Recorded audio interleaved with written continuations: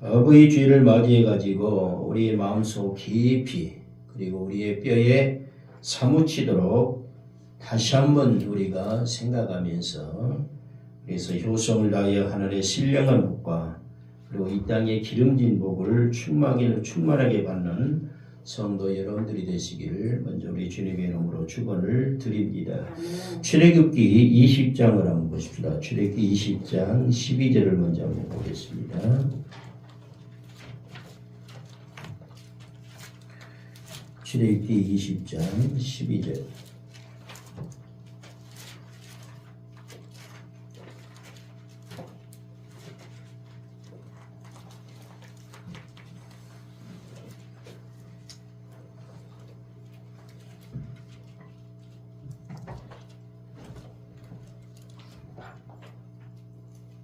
자, 12절 한번 같이 봅니다. 내 부모를 공경하라. 그리하면 여호와가 내게 준 땅에서 내 생명이 길리라.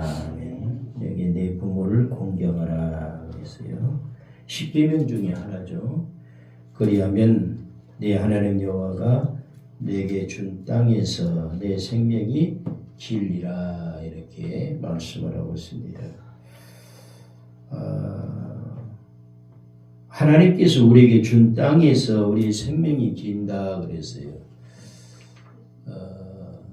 하나님 우리에게 주신 땅이 뭐예요? 우리는 성경을 이걸 육적으로 우리가 본다면 뭐 우리가 살고 있는 이 땅이 되겠죠. 그러나 여기에서 말하고 있는 영적으로 말씀을 드린다면 우리가 하나님 부모님을 잘 공경하면서 생활해 나가면은 하나님이 주신 그 가나안 땅 천국에서 우리의 생명이 길다라고 하는 거예요. 신명기 4장 40절 한번 보십시다. 신명기 4장 40절.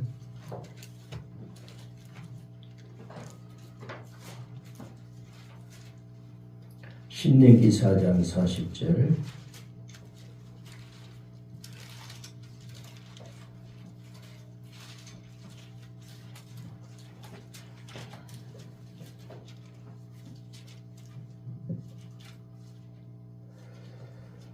같이 한번 봅니다. 오늘 내가 네게 명령하는 여호와의 규례와 명령을 지키라. 너와 네 후손이 복을 받아 네 하나님 여호와께서 내게 주시는 땅에서 한없이 오래 살리라. 여호와 하나님께서 우리에게 주신 땅에서 어떻게 산다? 한없이 오래 산다 그랬어요. 자, 하나님이 우리에게 주신 이 땅이 바로 이 세상이라고 한다면은 이 땅에서 우리가 길게 산다, 한없이 오래 산다라고 이렇게 말씀하라고 했는데 이 땅에서 우리가 한없이 오래 살 수는 없죠. 기한이 있잖아요. 한이 없이 오래 산다 그랬어요. 한이 없다는 건 뭐 없이요? 한없이 오래 산다는 것은 기한이 없다는 거예요. 정해진 기한이 없다는 거예요. 다시 말해서 무슨 얘기예요? 죽는 기한이 없다는 거예요. 그러면 이 땅에서 사는데 우리가 죽는 기한이 없습니까? 죽잖아요. 기껏해야 몇 살? 100살. 오래 살면 120살. 이렇게 생각을 해봅시다. 여하튼 120살 얘네는 다 죽게 되어 있다라고 하는 거예요. 한없이 오래 살 수 있는 것은 아니다. 자, 여러분, 그래서 여기서 우리가 한없이 오래 산다는 것은 우리가 부모님을 공경하고 그리고 하나님 우리가 명령과 법도를 우리가 잘 지켜나가게 되면은 우리가 이 땅에서 하나님이 주신 땅에서 다시 말해 천국에서 영원히 한없이 영원히 오래 산다. 그것을 우리에게 지금 말씀하고 있는 거예요. 이 땅에서 오래 살아봤자 뭐예요? 뭐 필요가 있습니까? 어떤 분들은요, 이 땅에서 100살, 120살까지 사니까 축복이다 그러는데요. 과연 그게 축복일까요? 여러분 200살까지 살면 축복일까요? 요즘에요 80살 좀 넘으면은요 뭐가 와요? 흔히 오는 질병이 있죠? 치매가 와요. 치매. 그래가지고 100살 120살까지 살아서 뭐 할 겁니까? 이거는 축복이 아니고 여러분 징계예요. 징계. 그렇게 본다면은. 그러니까 이 땅에서 오래 사는 게 복이 아닙니다. 몇 년을 살든지 간에 100세든 120세든 간에 그게 중요한 게 아니라 우리가 건강하게 오래 살다가 가면 되는 거예요. 그런데 이게 병이 와가지고는요, 들어 넣어가지고 5년, 10년씩 들어 넣어 있어 보세요. 자식들만 못 살게 하는 거지. 그 복이 아니에요. 그래서 내 부모를 공경하라. 그래야면 하나님이 주신 이 땅에서 내 생명이 길리라 그러니까, 우리가 부모님 공경하면 오래 산다. 이 땅에 오래 산다라고 하는 것이 아니라, 이 땅에서 한없이 오래 산다라고 하는 것은 뭘 말하느냐? 영생을 얘기해요. 성경 한번 볼까요? 마태복음 19장 한번 봐봅시다. 마태복음 19장 16절과 18절을 한번 보십시다. 마태복음 19장 16절 그리고 18절입니다.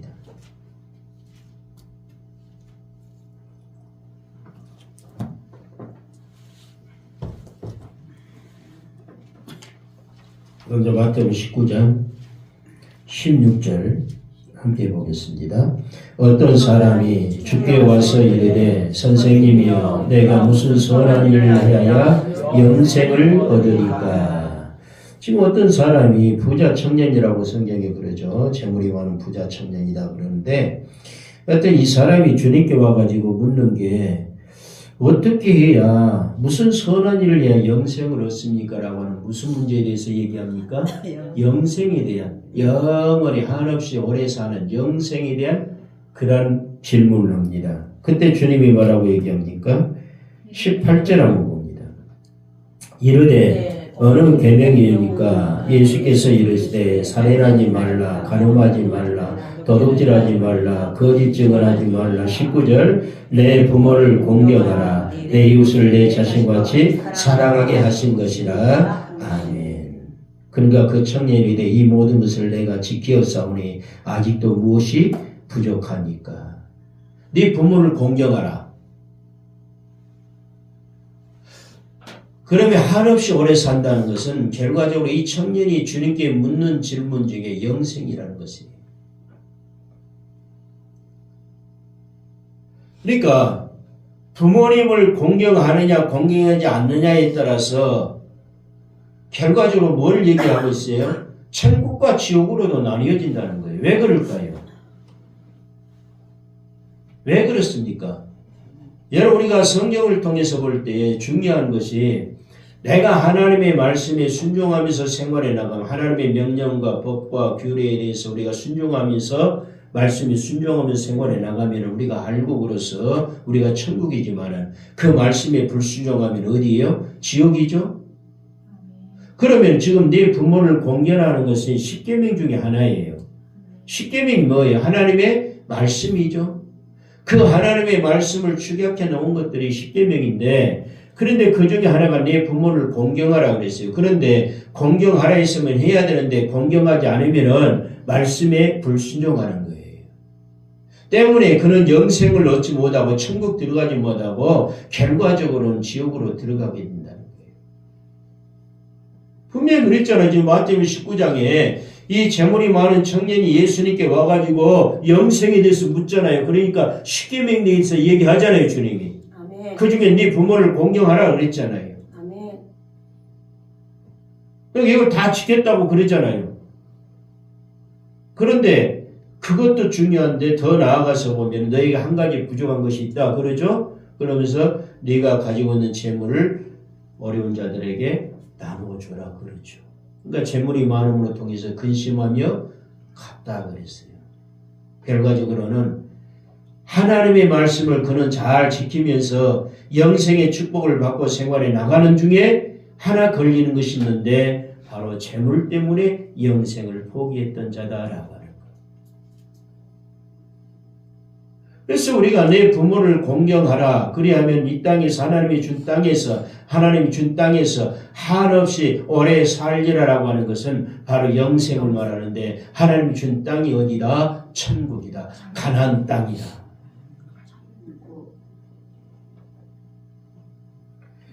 그래서 오늘은 우리의 부모님들이 자식을 위해서 어떤 사랑을 베풀어 주셨는가를 우리가 생각을 하면서요. 우리가 부모님 공경을 하는 삶을 살아야 된다는 거예요. 그래서 부모님의 은혜에 한번 감사하는 시간이 되었으면 합니다. 첫째로 부모님은요. 자식을 위해서 항상 서원 기도를 합니다. 항상 서원 기도를 해요. 서원 기도 해요, 안 해요? 아멘. 하죠? 아멘.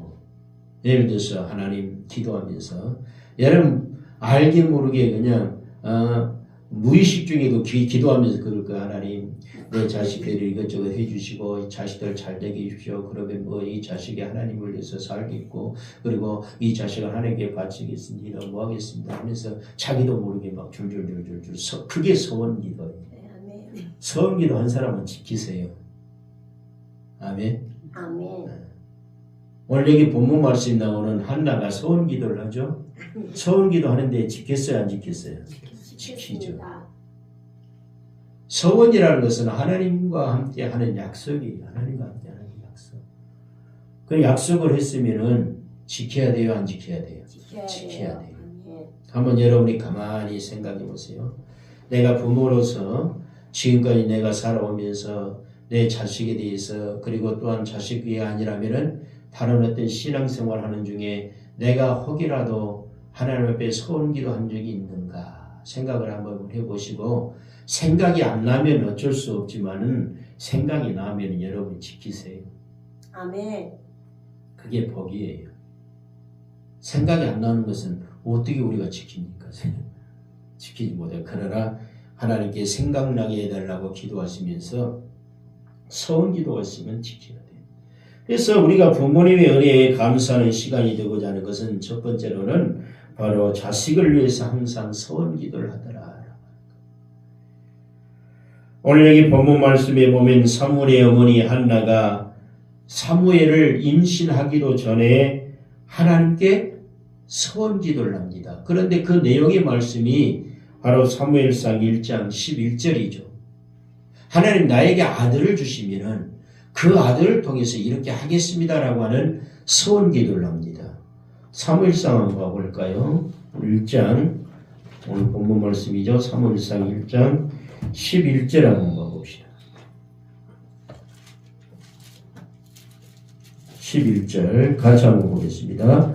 서원하여 이르되 만군의 여호와여 만일 주의 여종의 고통을 돌보시고 나를 기억하사 주의 여종을 잊지 아니하시고 주의 여종에게 아들을 주시면 내가 그의 평생에 그를 여호와께 드리고 삭도를 그의 머리에 대지 아니하겠나이다. 아멘. 서원기도 하죠. 그러니까 임신하기도 전에 지금 서원기도를 하는 거예요. 한나가 지금 결혼을 해서 살지만 아들이 없어요. 자식이 없으니까요. 정말로 서러움을 받고 생활해 나가는 사람이었어요. 그러니까 한이 된 거예요. 그래서 하나님 나에게도 아들을 하나 주십시오. 나의 고통을 아시잖아요. 자식이 없는 이 고통 아시잖아요. 그러면서 나에게 자식을 하나 주시면은 내가 그 자식을 하나님께 온전히 드리겠습니다. 그리고 삭도를 평생에 그의 머리에 내가 대지 않겠습니다. 이건 뭘 말합니까? 이 아이는 언제나 하나님의 것입니다. 라고 하는 거예요. 머리에 삭도를 대지 않겠다는 말은요. 하나님께 헌신하면서 죽도록 하나님을 위하여 살게 하겠다라고 하는 그런 말입니다. 자, 민수기 6장 5절 한번 봐볼까요? 민수기 6장 5절.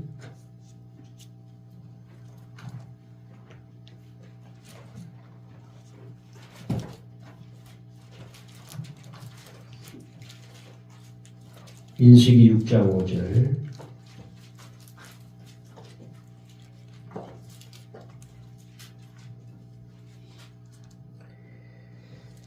같이 한번 보겠습니다. 그 서원을 하고 구별하는 모든 날 동안은 삭도를 절대로 그의 머리에 대지 말 것이라. 자기 몸을 구별하여 여호와께 드리는 날이 차기까지 그는 거룩한즉 그의 머리털을 길게 자라게 할 것이며. 이게 나시린의 법이다라고 하는 거죠. 삭도를 머리에 대지 않고 않는다라고 하는 것은 결과적으로 이 아이를 온전히 주님께 드리겠습니다라고 하는 것. 다시 말해서 거룩한 아이라는 거예요. 거룩하다. 거룩한 적이라고 하는 것은요.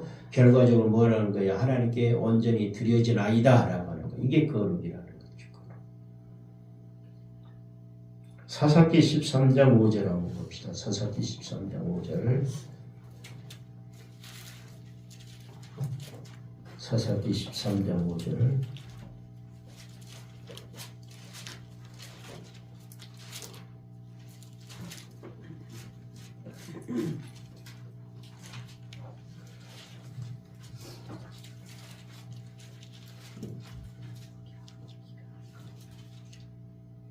같이 한번 봅니다. 보라, 네가 임신하여 아들 낳으리니 그의 머리 위에 삭도를 대지 말라. 이 아이는 태에서 나옴으로부터 하나님께 바쳐진 나시린이 됨이라. 그가 블레셋 사람의 손에서 이스라엘을 구원하기 시작하리라 하시니. 누구에 대한 말씀이에요? 누구에 대한 말씀이에요? 지금 이 말씀을 통해서 보면은 소라 땅에서 2절을 통해서 보면은 여기도 보면 이제 삼손에 대한 그런 말씀이죠. 그런데 결과적으로 삼손도 끝에 가서는 머리를 밀게 되죠. 그러므로 통해서 힘이 빠지게 되고 그래서 잡히게 되는 것 그리고 고통을 당하는 것을 우리가 볼 수가 있어요. 그러니까 이 나시린의 법이라는 것은 하나님께 거룩히 구별해가지고 하나님께 드려진 사람이다. 드려진 자다라고 하는 것을 지금 얘기하고 있는데 하나님께 드려진 자를 인간이 마음대로 할 수 있어요? 없는 거예요. 하나님이 하시는 일이죠. 모든 일. 그래서 사무엘은 그의 어머니 한나의 소원 기대대로 살았습니다. 살았기 때문에 이스라엘 나라의 큰 선지자가 되었던 것을 우리가 보게 됩니다. 특히 어머니는요, 자식들의 성공을 위해서 언제나 기도를 합니다. 지금 어린 자식들을 두고 있는 부모들의 입장에서 보면은요, 그 자식 잘 되기를 기도하는 것이 부모님이에요. 건강하고 자식이 잘 되기를 바라는 게 부모의 마음이에요. 그래서 늘 기도하는데 자식들을 하나님께 맡기면서 항상 기도를 쉬지 않는 것이 부모의 마음이에요. 아마 저희 어머니도요. 지금 저를 위해서 기도할 거예요. 늘 목사인 아들을 위해서 어머니가 기도해 왔어요. 왜? 이 목사의 길이라는 것이 쉬운 게 아니거든요. 때로는 가시밭길 같은 것이에요. 가시밭길 같아요. 여러분이 볼 때에 목사님 목회자의 길이 편하게 보이죠? 정말 가시밭길이에요. 무슨 가시밭길이에요? 심적으로 굉장히 힘든 거예요. 고통스러운 거예요. 성도가 말 한마디 이상하게 하면 그게 비수가 되고요. 목사는 말 못하고 그걸 끙끙 앓게 되고요. 가슴이 아프고 있습니다. 제 아버님이요. 목회를 한 30년 동안 하셨는데요. 지금 돌아가셨잖아요. 진작 돌아가셨는데 혈압으로 돌아가셨어요. 그러니까 많이 고생하셨어요. 그 힘든 시절에 목회하시면서요. 먹고 사는 것은 둘째 문제고 교인 수 성도가 많든 적든 간에 그게 중요한 게 아니고 좋은 일만 있는 게 아니잖아요. 때로는 좋지 못한 일이 있고 그러면요. 성도는 예를 들어서 교인은 성도들은 목사에게 그냥 가식 없이 얘기하고 여차차 있는 대로 얘기하지만은요. 목사는 말 못해요. 그걸 가슴에 끌어안아야 돼요. 그런 게 정신적인 병이 된다. 그래서 어머니가 그런 목회 생활을 아버지 하시는 것을 보고 또 어머니도 그런 생활이 있기 때문에 늘 아들을 위해서 기도해 오셨어요. 새벽마다 기도해 오셨고 아마 지금도 기도하실 거예요. 안 물어봐도. 평생을 아들을 위해서 기도해 왔습니다. 모르겠어요. 다른 딸들도 있고 제 형님 위에 큰 형님도 있고 그러는데 그 자식들을 위해서 얼마나 기도했는지는 모르겠지만은 저를 위해서는 굉장히 기도했어요. 그래서인지 모르겠지만은 제가 지금까지 어렸을 때부터 27살 되면서부터 내가 단독 목회 교회를 맡아가지고 이렇게 해왔습니다만은 어렸을 때 뭘 알겠습니까? 27살 먹은 사람. 그런데 그렇게 해왔습니다. 그렇기 때문에 얼마나 어머니의 마음속에는 걱정이 됐겠어요. 그래서 저만을 위해서는 늘 기도해 오셨던 그런 어머니, 그 마음을 내가 압니다. 여러분도 마찬가지일 거예요. 늘 다른 건 기도를 안 해도 자식들의 건강과 자식들의 성공을 위해서 늘 자식들을 위해서는 여러분이 기도해 오셨는 줄로 압니다. 그게 바로 부모의 마음이에요. 그래서 어머니의 기도의 능력은 여러분 위대한 것입니다. 성경에는 훌륭한 어머니들이 여러 사람이 나오잖아요. 그 중에서 기도를 많이 한 사람을 우리가 잠깐 한번 생각해 볼 수가 있는데, 첫 번째로는 누구를 한번 얘기해 볼 수가 있느냐. 이스라엘 나라의 위대한 영도자 모세가 있습니다. 그 모세를 낳아주시는 요게벳에 대해서 우리가 잠깐 한번 생각을 해 볼 수 있어요. 자, 히브리서 11장 23절 한번 보십시다. 히브리서 11장 23절.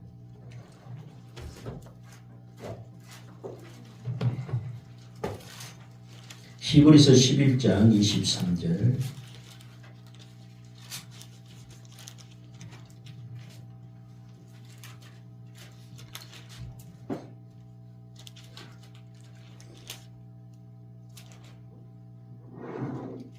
같이 한번 봅니다. 믿음으로 모세가 낳았을 때에 그 부모가 아름다운 아이임을 보고 석 달 동안 숨겨 왕의 명령을 무서워하지 아니하였으며. 자, 모세를 낳았을 때 뭘로 낳았다? 믿음으로 낳았다. 근데 그 부모가 아름다운 아이임을 보고 그랬죠. 그런데 부모가 봤을 때 어떤 부모든 간에 고슴도치도 제 새끼는 이쁘다고 하는 것처럼, 여러분 어떤 아이든 간에 자기 부모가 아이를 봤을 때에 이쁘게 보아지는 것이고 아름답게 보여지는 거죠. 그런데 이 부모도 아름답게 보았겠지만 모세를 볼 때에, 그런데 하나님께서 볼 때에요 굉장히 아름답게 봤습니다. 하나님께서도 아름답게 봤어요. 사도행전 7장 한번 봅시다. 사도행전 7장 20절.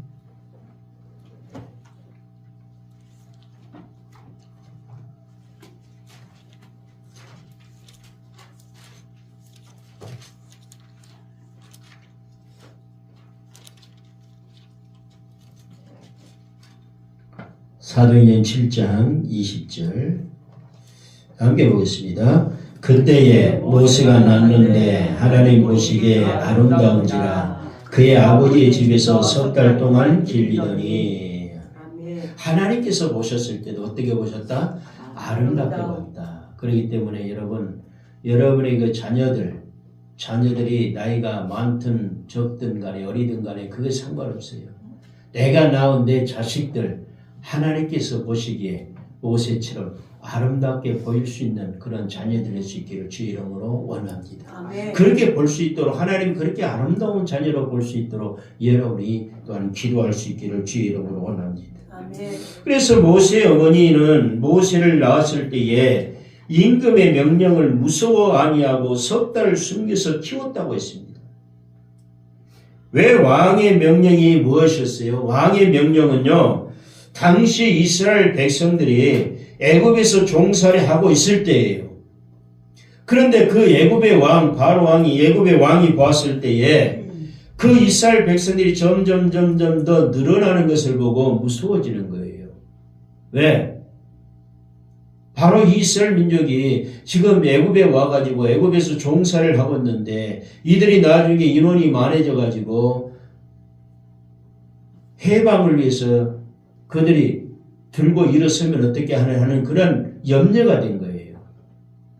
그래서 그 남자 아이들을 낳으면은요, 그 나일강에 다 버리게 만듭니다.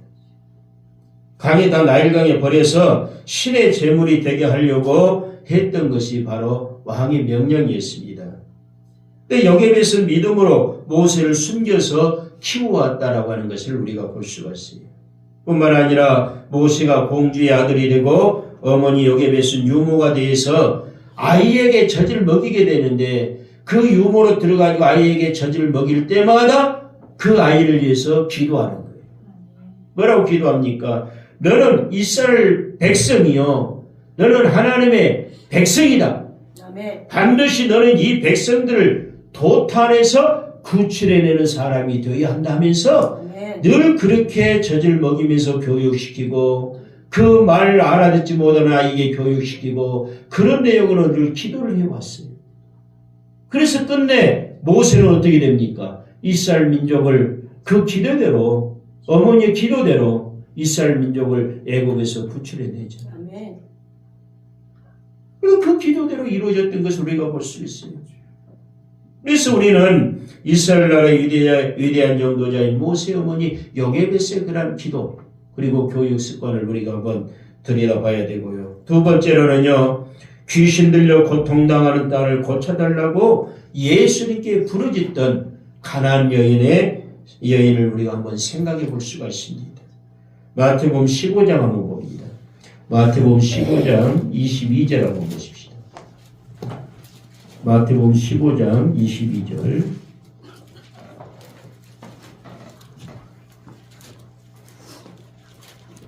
마태복음 15장 22절. 같이 한번 봅니다. 가난한 여자 하나가 그 지경에서 나와서 소리질러 이르되 주 다윗의 자손이여 나를 불쌍히 여기소서 내 딸이 흉악하게 귀신 들렸나이다 하되. 지금 부모님들은요 자식이 감기만 들어도 안쓰럽잖아요. 그래서 안쓰러워서 어쩔 줄 모르는 것이 바로 부모의 심정이에요. 그래서 자식이 조금만 아파도요 안쓰러워가지고요 차라리 내가 아팠으면 하는 게 부모의 마음이잖아요. 내가 아프고 이 아이가 아프지 않았으면 하는 게 부모의 심정. 그런데 오늘 여기 말씀해 보면은 딸이 귀신이 들렸어요. 그 귀신이 들려서 말할 수 없는 그런 고통을 당하고 있는데 그 고통을 당하는 딸의 모습을 본 어머니의 심정은 과연 어떻겠느냐는 거예요. 마음이 가슴이 찢어질 정도로 아플 거 아니에요. 그럴 때마다. 그런데 그 딸을 데리고 와서 예수님께 고쳐달라고 하는데 다른 때 같으면 예수님이 고쳐주시는데 그런데 예수님이 대답도 하지를 않고 있어요. 평소에 예수님 같지가 않는 거예요. 전과 같으면 말이 떨어지기가 무섭게 고쳐주셨을 텐데 예수님이 그 여인의 말을 무시해버립니다. 그래도 그 어머니는 낙심하지 않아요. 그래서 예수님께 부르짖습니다. 예수님께 부르짖고 부르짖었을 때에 드디어 예수님께서 말씀하십니다. 여자여 내 믿음이 크도다. 아멘. 내 소원대로 되리라 하시니 아멘. 그때부터 그의 딸이 나았느니라고 말씀합니다. 아멘. 중요한 것은 여러분 믿음이에요. 아멘. 내가 과연 어떠한 믿음을 우리 주님께 보여드려야 될 것인가? 나의 연약한 믿음을 보여드리냐? 나의 강한 믿음을 보여드리느냐? 여러분 믿음이 뭐라고 그랬어요? 하나님의 말씀에 순종하는 것을 믿음이라고 아멘. 그러니까 내가 믿음을 보여준다는 것은 내가 하나님의 말씀에 순종하는 믿음을 보여줘야 되는데 이 여인은 그 믿음을 보여준 거예요. 예수님이 기도하고 예수님이 함께 해주시면 확실히 낫는다라고 하는 확실한 그런 믿음, 아멘. 말씀을 믿는 믿음이 그에게는 있었다. 아멘. 여러분 우리에게도 확실한 그런 믿음을 우리가 보여드림으로 우리의 믿음을 통해서 내 자식들의 어떤 질병들이 치료되고 그 외 다른 것들이 이루어지는 역사가 나타나기를 원합니다. 아멘. 그 다음에 부모는요 자식을 잃었을 때에 가슴이 묻는다고 했어요. 부모는 자식을 잃었을 때 가슴이 묻는다. 우리가 창세기 37장을 보면은 야곱에게는 여러 아들이 있습니다. 그런데 그 중에 사랑하는 아내 라헬이 늦게 낳은 아들이 있어요. 그 아들이 요셉이었어요. 요셉은 어머니 부모의 사랑을 늦게 맞이하는 그런 아들 11번째 아들이잖아요. 12명의 아들이 야곱에게 12명의 아들이 있는데 그런데 요셉이 11번째 아들이잖아요. 그러니까 굉장히 늦게 낳은 아들이에요. 그러니 얼마나 많은 사랑을 받고 살겠어요. 그런데 사랑을 받는 그 아들이 이제는 아들이 사랑을 받다 보니까 형제들의 미움을 사게 된 거예요. 그래서 끝내 형제들의 미움을 받아서 요셉이 그 형제를 찾아가서 먹을 것을 갖다 주기 위해서 형제를 찾아갔던 그 요셉을 미디안 상인들에게 팔아버립니다. 팔아버리고 미디안 상인들은 애굽의 이제 보디발에게 팔아버리고 그랬죠. 그런데 끝내 그러면서 이제 그 양을 잡아가지고 이 형제들이 요셉의 옷에 묻혀가지고 요셉이 이렇게 해서 죽었습니다 라고 하는 것을 징표로 요셉 옷을 가지고 오는 거죠. 그 모습을 봤던 아버지의 마음은 어떻게 했느냐는 거예요. 부모의 마음은 어떻게 했느냐.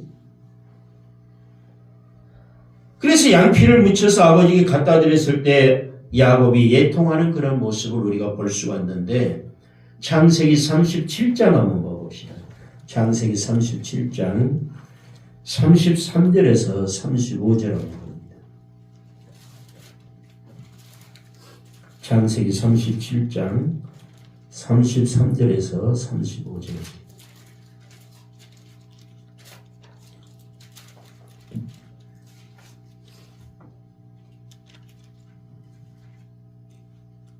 같이 한번 봅니다. 아버지가 그것을 알아보고 이르되 내 아들의 옷이라 악한 짐승이 그를 잡아 먹었도다. 분명히 찢겼도다 하고 자기 옷을 찢고 굵은 배로 허리를 묶고 오랫도록 그의 아들을 위하여 예통하니 그의 모든 자녀가 위로하되 그가 그 위로를 받지 아니하 이르되 내가 슬퍼하며 수월로 내려가 아들에게로 가리라 하고 그의 아버지가 그를 위하여 울었더라. 아멘.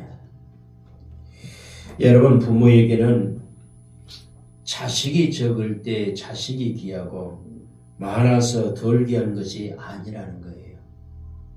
자식이 많든 적든 간에 그 자식들은 부모에게서 다 귀한 아들들이라, 귀한 자식들이라는 것입니다. 그런데 한 자식을 잃었을 때 그 아픔을 대신할 위로가 과연 어디에 있겠습니까? 그래서 예쁘다 하는 말이 자식은 죽으면 가슴에 묻는다 그러잖아요.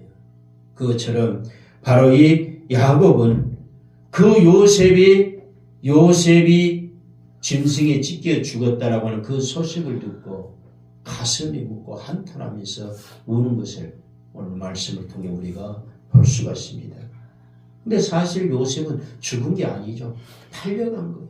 형제들이 팔아버린 거죠.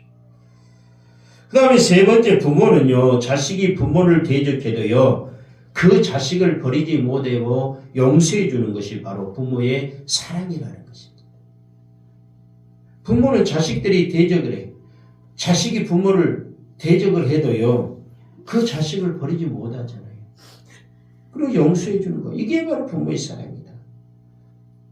여러분, 다윗 왕에게는 여러 명의 아들이 있었어요. 그 중에 압살롬이라 하는 잘생긴 아들이 있었는데 얼굴이 대단히 잘생겼고 미남이었지만은 그의 마음은 그냥 무도한 자식이었어요. 그는 머리에서 발끝까지 흠점 하나 없이 미끈하게 잘생긴 데다가 아버지 다윗은 그 아들을 끔찍하게 사랑을 했는데 그만 이 아들이 반란을 일으킵니다. 반란을 일으켜가지고 아버지 다윗을 죽이고 왕위를 차지하려고 하는 그 마음이 그에게 있었다라고 하는 것입니다. 자기를 따르는 군사를 몰고 왕궁으로 이제 진격을 해오는데 그의 아버지 다윗 왕은 자신의 군대로 충분히 그 아들의 군대를 물리치고 막아낼 수 있었지만은 그러진 않았습니다. 왜요? 피를 흘리게 되고 그럴 수밖에 없고 많은 생명이 죽을 수밖에 없기 때문에 그래서 그럼에도 불구하고 밤중에 아버지 다윗은 피난길에 오르게 됩니다. 군대가 서로 부딪히면은 결국은 살생을 하게 되잖아요. 그 아들도 죽게 되기 때문에 다윗이 피하였던 것입니다. 이와 같은 아버지의 깊은 뜻을 모르는 아들 압살롬은 그냥 다윗이 급히 요단강을 건너서 마하나임에 갔을 때에 그 군대를 이끌고서 압살롬이 다시 계속해서 추격해 갑니다. 아버지 다윗 왕을 잡기 위해서 추격해 갑니다.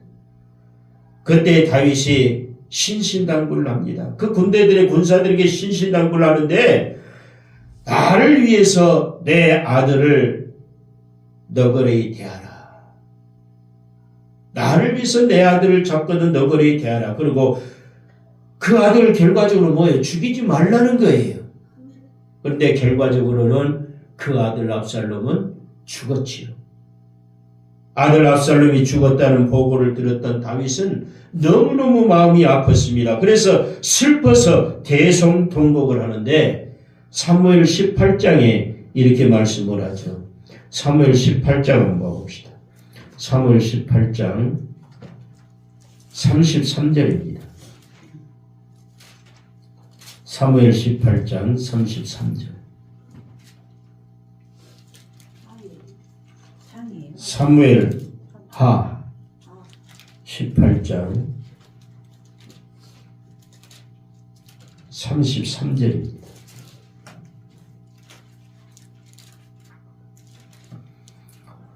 함께 보겠습니다. 왕의 마음이 심히 아파 문 위쪽으로 올라가서 우니라.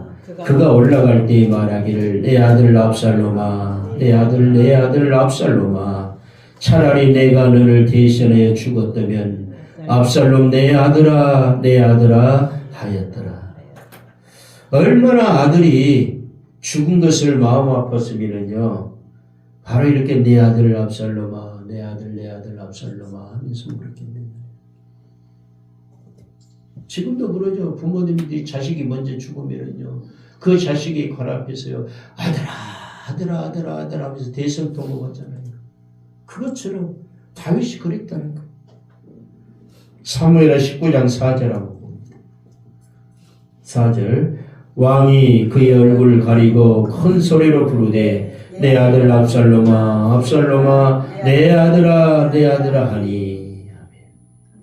이렇게 자식 압살롬은 아버지 다윗 왕을 죽이기 위해서 군사를 이끌고 쫓아가고 어떻게든 죽이려고 했지만은 그러나 그 부모인 그 다윗은 아들을 용서하고 사랑했다는 거예요. 그게 바로 부모의 마음이고 부모의 사랑이라는 것을 우리에게 말씀해 주고 있습니다.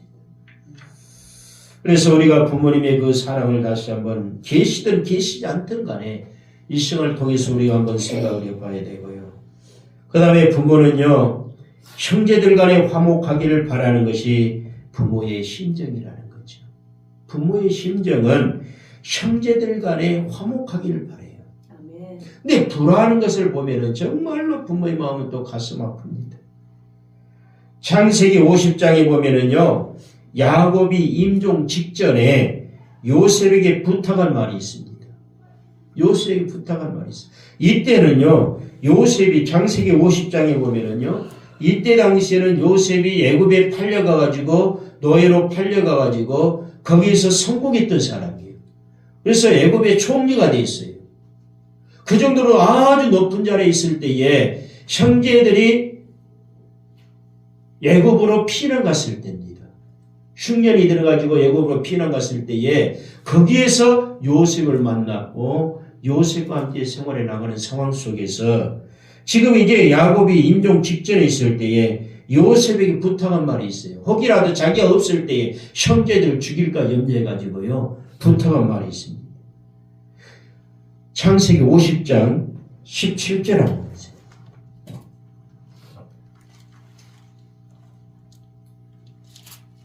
창세기 50장 17절.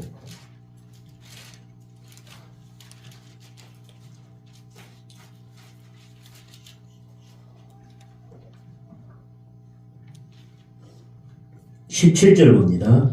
너희는 이같이 요셉에게 이르라. 내 형들이 내게 악을 행하였을지라도 이제 바라건대 그들의 허물과 죄를 용서하라 하셨나니 당신 아버지 하나님의 종들인 우리 죄를 이제 용서하옵소서 하며 요셉이 그들이 그에게 하는 말을 들을 때에 울었더라. 아버지가 안 계셨을 때에 아까 말씀드렸잖아요. 요셉이 어렸을 때에 형들이 그 요셉에게 시기해가지고 요셉을 팔아버렸다. 근데 미디안 상인에게 팔아버리고 미디안 상인은 또 애굽에 갖다 보디발에게 팔아버리고 거기서 종살이를 하게 되는 거죠. 그러면서 하나님이 그를 함께해 주시고 그와 함께해 주시고 그를 축복해 주셨다고 그랬어요. 그래서 하나님께서 축복해 주심으로 요셉이 애굽에서 굉장히 높은 자리에 총리의 자리까지 오르는 그런 축복을 받죠. 그때 자기 형제들이 온 것을 보고 부모와 형제들이 온 것을 보고 자기는 기뻐했죠. 그런데 자기에게는 형제들을 미워하는 그런 마음이 없었을 거예요. 그런데 형제들은요, 자기에게 원한을 가지고 있을 것이다 이렇게 생각을 했을 겁니다. 왜? 어렸을 때 팔아버렸기 때문에 어느 누가 그걸 좋은 감정을 가지고 있겠습니까? 내가 만약에 요셉이라도요, 그 가진 고생을 했기 때문에 부모님 밑에서는 정말로 많은 사랑을 받고 있는 상황 속에서 어느 날 형들이 자기를 팔아버렸다고 한다면은 완전히 노예 생활이잖아요. 그때는 못 먹고 못 살고 할 정도잖아요. 그러니 얼마나 큰 원한이 있겠습니까? 그래서 아무리 형제들이라도 만나면 죽일 것 같은 마음이 있었을 거예요. 있을 수밖에 없죠, 우리도. 그런데 부모는 야곱이 죽으면서 혹시라도 그 형들을 요셉이 해를 끼칠까봐 염려가 돼서 죽으면서 마지막으로 부탁한 것이 이거잖아요. 그러니까 요셉이 그 얘기를 듣고 뭐라고 해요? 요셉 앞에 엎드려서 그들이 하는 얘기가 요셉이 그들이 그에게 하는 말을 들을 때에 울었더라 그랬잖아요. 그러면서 형들이 뭐라고 합니까? 18절에 요셉의 앞에 엎드리면서 하는 얘기가 우리는 당신의 종들입니다. 이제는 형제라고 하지 말고 형이라고 하지 말고 종들로 대해달라는 거. 이제는 우리가 종입니다. 그래서 지금 부모는요, 형제들 간에 화목하기를 바라는 게 부모의 심정인데 지금 야곱도 죽음 직전에 형제들이 화목하기를 바라는 가운데 이런 부탁을 하는 것을 보게 됩니다. 그래서 그의 부친 야곱이 147세에 죽게 되고 죽으면서 야곱은 걱정이 되어서 이런 부탁을 하는 것을 우리가 볼 수가 있습니다. 형제간에 화목하는 것은 여러분 부모에게 효도하는 것입니다. 그런데 요즘에는요, 형제간에 서로 화목하지 못하고 불화한 가정이 얼마나 많이 있습니까? 늙으신 부모님을 모시기 싫어서 왜 자식들은 우리뿐이라고 하면서 그냥 서로 모셔가기를 원하고 바라는 것이 지금 젊은이들의 마음이잖아요. 다 그런 건 아니겠지만 그런 사람들이 많다는 거예요. 재산을 더 많이 가지려고 싸움을 하다가 형제간에 소송까지 하는 그런 사람들도 우리가 흔히 지금 볼 수가 있다는 것입니다. 왜 그럴까요? 형제간에 화목하지 못하는 그런 모습이기 때문에 그래요. 그러나 부모의 심정은 다 자식들이 형제들이 서로 화목하면서 살기를 원하는 것이 부모의 마음입니다. 그리고 6번째로는요, 이것은 오후에 말씀을 드리겠는데요, 부모는요 죽어서 지옥에 가서도요 세상에 있는 자식들을 위해서 하나님께 탄원을 합니다. 부모는 죽어서 지옥에 가서도요 세상에 있는 자식들을 위해서 하나님께 탄원을 해요. 여러분 부모든 누구든 간에 예수 믿지 않고 죽으면 지옥이잖아요. 그러면 지옥에 갔으면은 지옥에 가서 그 지옥의 고통을 알기 때문에 자식들이 지옥에 있는 자기에게 오지 않기를, 이런 고통 있는 지옥에 오지 않기를 원하는 게 부모의 마음 아니겠습니까? 그 탄원을 한다는 거예요. 그걸 우리가 부자와 거지 나사를 통해서 알 수 있잖아요. 그 말씀의 내용은 이 말씀부터는 바로 오후의 말씀을 드리도록 하겠습니다. 기도하겠습니다.